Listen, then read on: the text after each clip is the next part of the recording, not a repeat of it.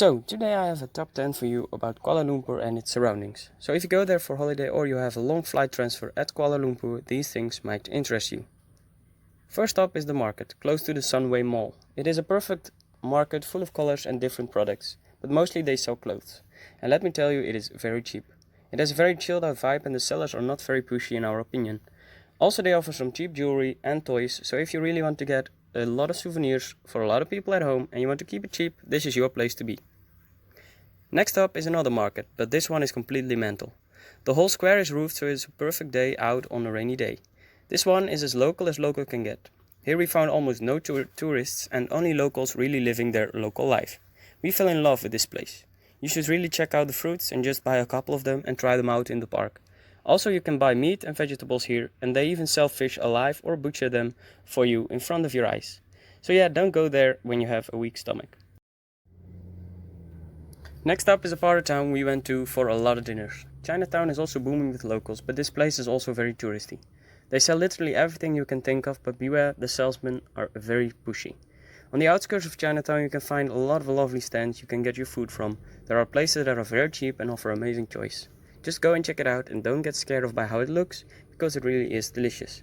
Small extra tip for you guys, at Jalan Sultan entrance to Chinatown, there's a barbecue stand and we had like 3 dinners with those guys. The food you can completely pick yourself, you just choose the sticks you want and they barbecue it or fry it for you. They also just serve plain white rice, so if you have a problem with all the spicy sauces and peppers, like I had one day, you can just go and grab some plain vegetables and rice to get a very, very good meal.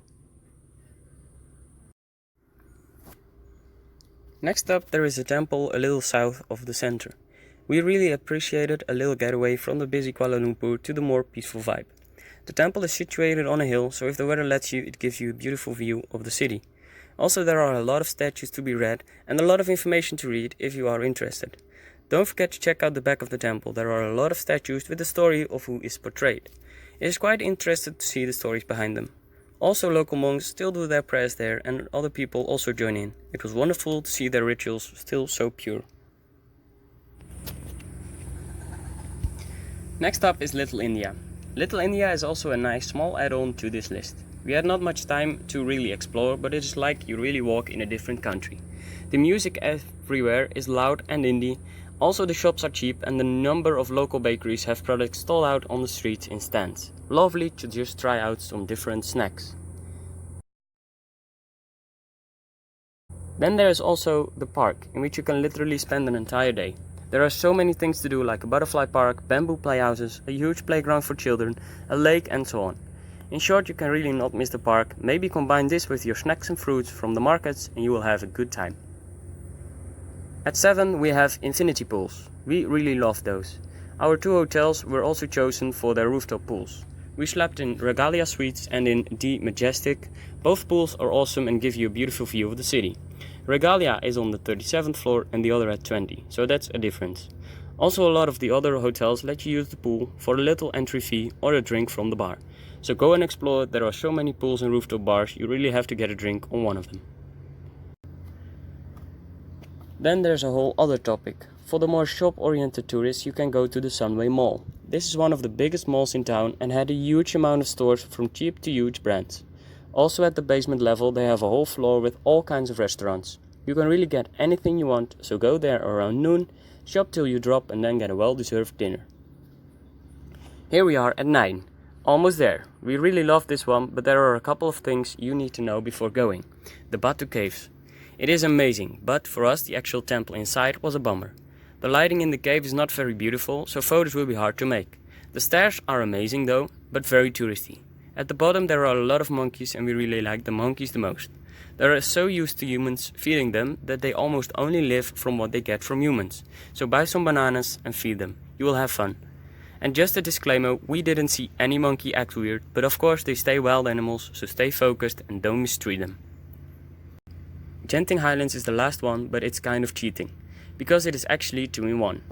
This is the best attraction if you like to go classic Asian with temples, Western with shops and almost alien with technology. If you have a big wallet, go here. The best way to get up is with a cable car, which you can exit halfway to enter a beautiful temple. It has a lot of rooms, a cave, temple, beautiful high viewpoints, and a pathway that takes you along a lot of statues. When you continue your journey upwards with the cable car, you come at a huge shopping mall with an indoor theme park. Yes, an indoor theme park. When we visited, the outside Skytropolis was still under construction, but with that added in the future, this is an absolute must-see attraction. There are restaurants, VR games, a cinema, a huge casino, an indoor snowland where you can ride down a small snowy slide on a tire, and if you are lucky there is a performance of dancers or other artists. The whole vibe dazzled us, so get up there and enjoy. So that was our top 10 things to do in Kuala Lumpur and outskirts. If you paid attention, we missed one attraction every other one will say you need to check out. The towers where Kuala Lumpur is famous for. We deliberately let them out because we think that making a photo from a rooftop bar of these towers gives you the exact same fulfillment as reaching the top of the actual towers. Usually it is really smoggy in Kuala Lumpur, so the view will almost never be as you want it to be.